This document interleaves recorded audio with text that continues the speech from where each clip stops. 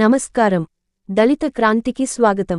సిబ్బంది లేక ప్రజలకు పాట్లు, విధుల పట్ల నిర్లక్ష్యం వహిస్తున్న సచివాలయ సిబ్బంది, ఖాళీ కుర్చీలతో దర్శనమిస్తున్న పులిమద్ది గ్రామ సచివాలయం. ఉన్నత అధికారుల పర్యవేక్షణ లోపంతోనే సిబ్బంది నిర్లక్ష్యం.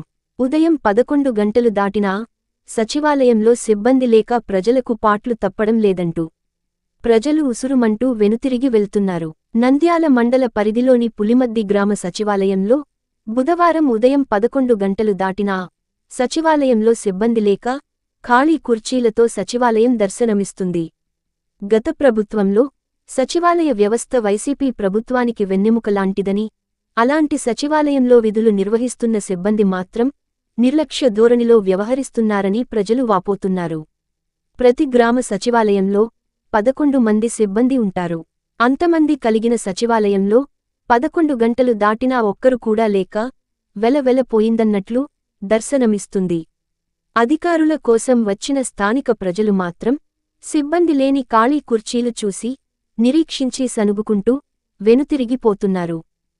నంద్యాల మండల పరిధిలోని పులిమద్ది గ్రామ సచివాలయంలో బుధవారం ఉదయం 11 గంటలు దాటినా సచివాలయంలో సిబ్బంది లేక ఖాళీ కుర్చీలతో సచివాలయం దర్శనమిస్తుంది.